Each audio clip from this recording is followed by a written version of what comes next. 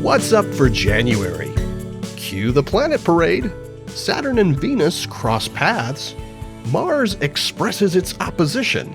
And the outlook for the Quadrantid meteors. In January, you'll have the opportunity to take in 4 bright planets in a single sweeping view. All month after dark, you'll find Venus and Saturn in the southwest for the first couple of hours, while Jupiter shines brightly high overhead and Mars rises in the east. Uranus and Neptune are there too, technically, but they don't appear as bright planets. These multi-planet viewing opportunities aren't super rare, but they don't happen every year, so it's worth checking it out. Now, these events are sometimes called alignments of the planets, and while it's true that they will appear more or less along a line across the sky, that's what planets always do. That line is called the ecliptic, and it represents the plane of the solar system in which the planets orbit around the Sun. This is, incidentally, why we sometimes observe planets appearing to approach closely to each other on the sky, as we view them along a line while they careen around the cosmic racetrack. This is exactly what we'll be seeing from Venus and Saturn as they head for a super close approach in mid-January.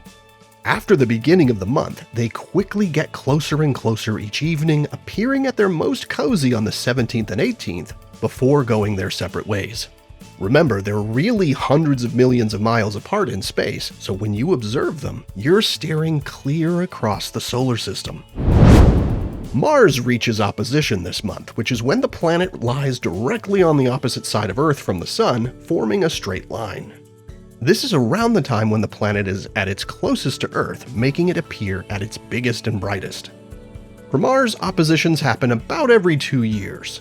This one won't be the most spectacular ever, but it's still closer than average and provides a great opportunity to observe the nearby planet where NASA has 5 missions currently operating. And on the 13th, the full moon cozies up to Mars, appearing super close to the red planet that evening. Across the US and eastern Canada, the moon will appear to pass in front of Mars over a couple of hours as the pair rise into the eastern sky.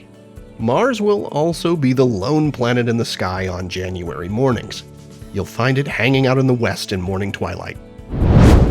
The Quadrantid meteors peak in the early morning hours on January 3rd. Interference from moonlight won't be a problem, as the moon is a mere crescent and sets early in the night. The way to see the most meteors is to observe after midnight from clear, dark skies away from bright city lights and let your eyes adapt to the dark. The meteor rate will be highest as dawn approaches, and you'll see more meteors from rural locations than in the suburbs. Now, this is a shower best seen from the northern hemisphere, and observers in the Northwest and Pacific region will likely have the best viewing this year. Here are the phases of the moon for January. Stay up to date on all of NASA's missions exploring the solar system and beyond at science.nasa.gov. I'm Preston Dykes from NASA's Jet Propulsion Laboratory, and that's what's up for this month.